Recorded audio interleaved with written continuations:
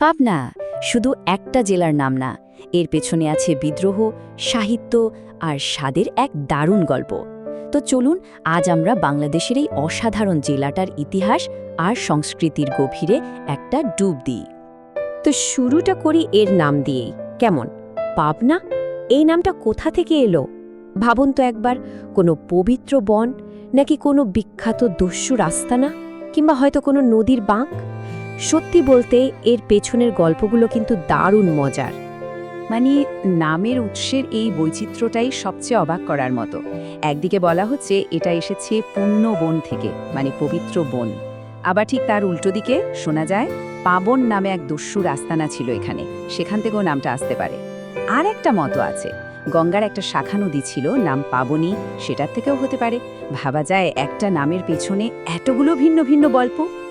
আচ্ছা, নামের এই রহস্য তো গেল, এবার চলুন পাবনার ইতিহাসের এমন একটা অধ্যায় যাই যা আসলে প্রতিরোধের, সংগ্রামের আর নিজেদের অধিকার আদায়ের গল্প বলে। সময়টা ছিল 1870-এর দশক। পাবনার কৃষকদের অবস্থা তখন খুবই খারাপ। মানে একদিকে ভয়াবহ দুর্ভিক্ষ, পাটের ফলন কমে গেছে, তার উপর জমিদারদের অত্যাচার তো আছেই। সব মিলিয়ে অবস্থাটা এমন হয়েছিল যে কোনো সময়ে একটা বিস্ফোরণ ঘটতে পারত। এখানে পুরো ব্যাপারটা পরিষ্কার বোঝা যাচ্ছে। একদিকে জমিদাররা কি করছিল, ইচ্ছে মতো খাজনা বাড়াচ্ছে, আবওয়াব নামে নানা রকম বেআইনি কর বসাচ্ছে, আর যখন তখন জমি থেকে উচ্ছেদের ভয় দেখাচ্ছে। আর এর জবাবে কৃষকরা কি করলো? ওরা কিন্তু চুপ করে থাকেনি। ওরা একজোট হলো, খাজনা দেওয়া বন্ধ করে দিল, কৃষক লীগ তৈরি করলো, আর আইনের পথেই লড়াইটা শুরু করলো। সবচেয়ে বড় কথা, এটা ছিল মূলত একটা শান্তিপূর্ণ প্রতিরোধ। যে কোনো বড় আন্দোলনেরই তো একজন নেতা থাকেন, তাই না? পাবনা বিদ্রোহের ক্ষেত্রে সেই নেতা ছিলেন ঈশানচন্দ্র রায়। তার নেতৃত্বে কৃষকরা এতটাই একজোট হয়েছিলেন যে লোকেরা তাকে ডাকত বিদ্রোহী রাজা বলে। দারুণ একটা নাম, তাই না? আর এই আন্দোলনের ফল কিন্তু ছিল অসাধারণ। কৃষকদের এই একজোট শান্তিপূর্ণ প্রতিবাদের কারণেই কিন্তু ব্রিটিশ সরকার শেষ পর্যন্ত 1885 সালে বঙ্গীয় প্রজাস্বত্ব আইন পাস করতে বাধ্য হয়। এটা ছিল শুধু পাবনার জন্য না, পুরো বাংলার কৃষকদের অধিকার আদায়ের ইতিহাসে একটা বিরাট ঘটনা। তো পাবনার এই বিদ্রোহী সত্তার কথা তো জানলাম, কিন্তু পাবনার পরিচয় শুধু এটুকুই নয়, এর রক্তে মিশে আছে সাহিত্য। চলুন এবার সেই দিকটা একটু ঘুরে দেখি। পাবনার মাটি থেকে উঠে এসেছেন অনেক বিখ্যাত কবি, যেমন ধরুন রজনীকান্ত সেন, যার দেশের গানগুলো স্বদেশী আন্দোলনের সময় সবার মনে আগুন জ্বালিয়ে দিয়েছিল। আবার ইসমাইল হোসেন সিরাজি, যিনি তার লেখার মাধ্যমে মুসলিম সমাজে এক নতুন জাগরণ এনেছিলেন। শুধু কবিতাই না, কিন্তু বাংলা গদ্যেও পাবনার অবদান বিশাল। প্রমথ চৌধুরী, যাকে আমরা বীরবল নামে চিনি, তিনিই তো বাংলা গদ্যে কথ্য ভাষাকে জনপ্রিয় করে তোলেন। আবার সর্দার জয়নুদ্দিনের মতো লেখকরা তাদের গল্পে গ্রামের সাধারণ মানুষের জীবনের ছবিটা তুলে ধরেছেন। আর সবচেয়ে ভালো লাগার বিষয় হলো এই সাহিত্য চর্চাটা শুধু শহরের শিক্ষিত মানুষের মধ্যেই সীমাবদ্ধ ছিল না। বন্দে আলী মিয়ার মতো কবিরা গ্রামের জীবন, গ্রামের প্রকৃতিকে নিয়েই লিখেছেন। আর এখানকার যে লোক সাহিত্য, সেটার ভাণ্ডার তো বলতে গেলে অফুরান্ত। এই যেমন ধরুন 12 মাসা গানের কথা।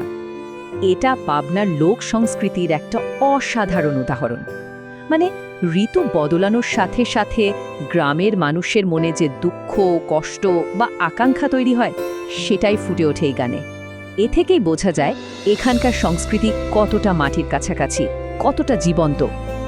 আচ্ছা, ইতিহাস আর সাহিত্যের অনেক কথা তো হলো, এবার চলুন পাবনার এমন একটা জগতে যাই যা সরাসরি আমাদের মন ছুঁয়ে দেয়, মানে এর স্বাদ আর সুরের জগতে। পাবনা সাংস্কৃতিক জীবনটা কিন্তু দারুণ জীবন্ত।